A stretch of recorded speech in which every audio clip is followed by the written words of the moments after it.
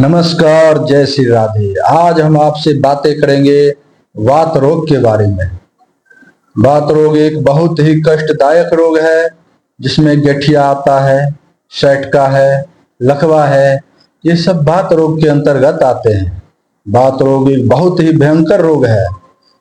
अब जो रोगी वात रोग से परेशान हो जाता है उसका चलना फिरना उठना बैठना सभी मुश्किल हो जाता है और रोगी को भूख लगना बंद हो जाता है, बुखार आने लगता है और उसका जीना दुष्कर हो जाता है। रोगी को ऐसा लगने लगता है कि उसको जीना रहना एक सजा है।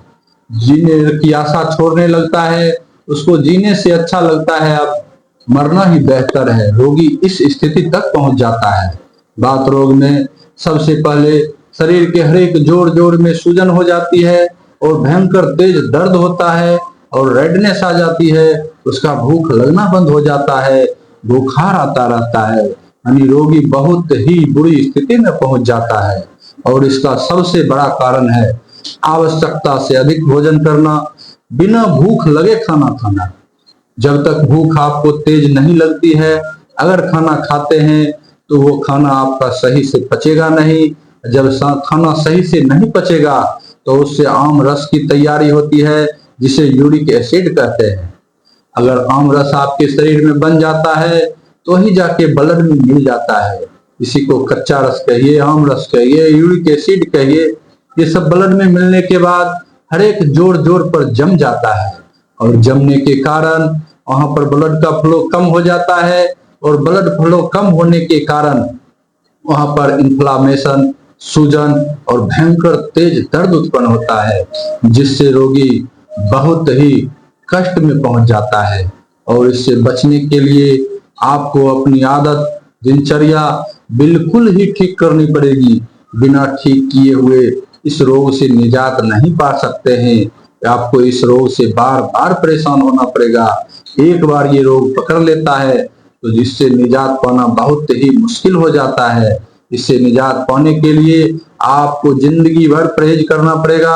अगर परहेज नहीं कीजिएगा तो ये रोग आपको जड़ से नहीं जा सकता है।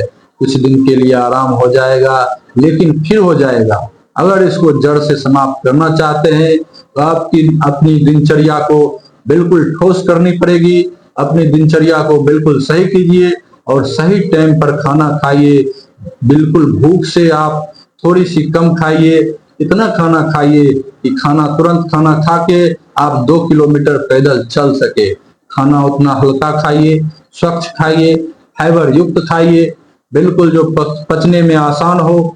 तो ऐसा खाना खाने से आपका पेट बिल्कुल हल्का रहेगा, पूरा शरीर हल्का रहेगा, आपका ब्लड भी साफ रहेगा।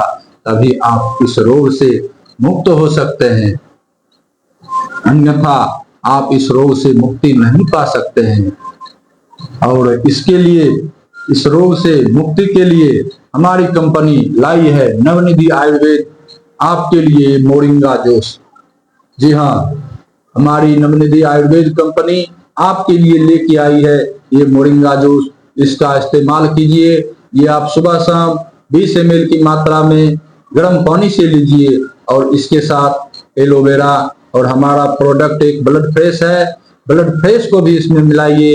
ये तीनों मिला करके आप यूज कीजिए। इसको यूज करने से जल्द आपको राहत मिलेगी। आपका यूरिक एसिड कम होगा, आपका शरीर हल्का होगा, दर्द कम होगा, स्वेलिंग कम होगी, आपको बहुत ही आराम मिलने लगेगा।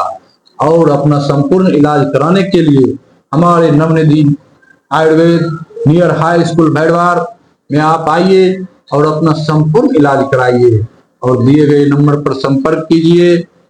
तब तक के लिए जय श्री राधे।